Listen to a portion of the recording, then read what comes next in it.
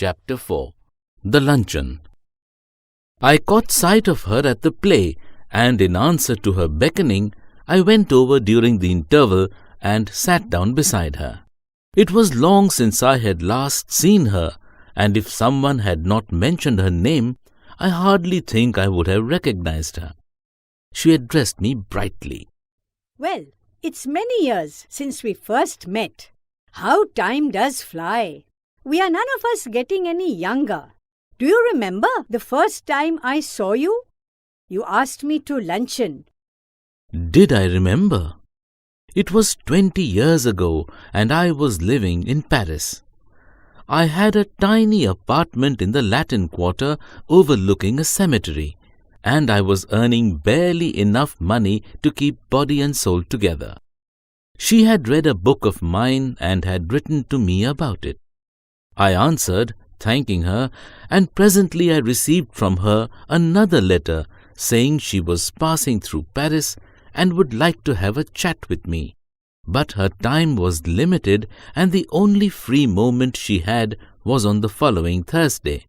She was spending the morning at the Luxembourg, and would I give her a little luncheon at Foyot's afterwards? Foyot's is a restaurant at which the French senators eat, and it was so far beyond my means that I had never even thought of going there. But I was flattered, and I was too young to have learned to say no to a woman. I had 80 francs, gold francs, to last me the rest of the month, and a modest luncheon should not cost more than 15. If I cut out coffee for the next 2 weeks, I could manage well enough. I answered that I would meet my friend, by correspondence, at Foyot's on Thursday at 12:30. She was not so young as I expected, and in appearance imposing rather than attractive. She was in fact a woman of 40, and she gave me the impression of having more teeth, white and large and even, than were necessary for any practical purpose. She was talkative, but since she seemed inclined to talk about me, I was prepared to be an attentive listener. I was startled when the bill of fare was brought, for the prices were a great deal higher than I had anticipated. But she reassured me.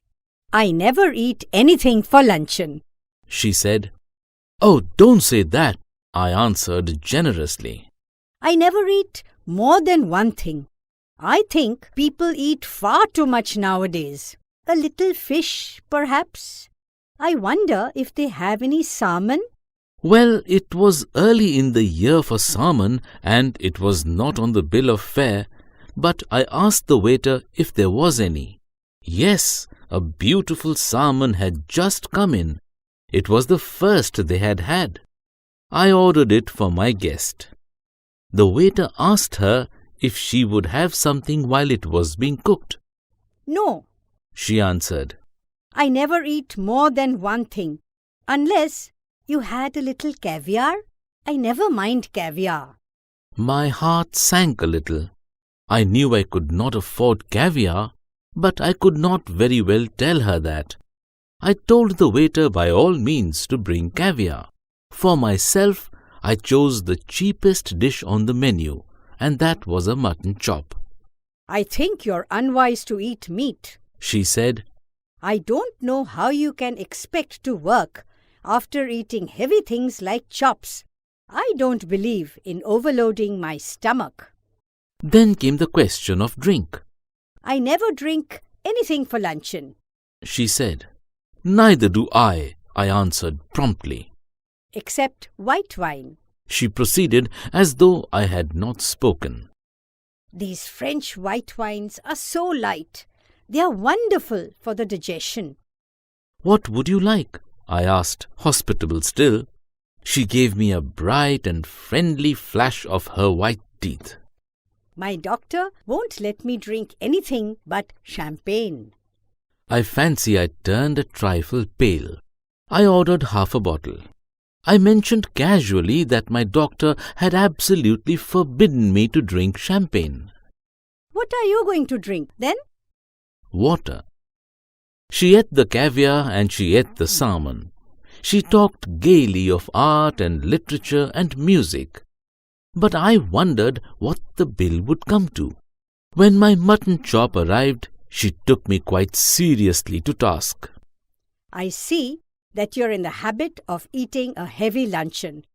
I'm sure it's a mistake. Why don't you follow my example and just eat one thing? I'm sure you'd feel ever so much better for it. I'm only going to eat one thing, I said, as the waiter came again with the bill of fare. She waved him aside with an airy gesture. No, I never eat anything for luncheon. Just a bite. I never want more than that. And I eat that more as an excuse for conversation than anything else. I couldn't possibly eat anything more. Unless they had some of those giant asparagus. I should be sorry to leave Paris without having some of them. My heart sank. I had seen them in the shops, and I knew that they were horribly expensive. My mouth had often watered at the sight of them. Madam wants to know if you have any of those giant asparagus, I asked the waiter. I tried with all my might to will him to say no. A happy smile spread over his broad, priest-like face, and he assured me that they had some large, so splendid, so tender, that it was a marvel. I'm not in the least hungry. My guest sighed. But if you insist, I don't mind having some asparagus. I ordered them.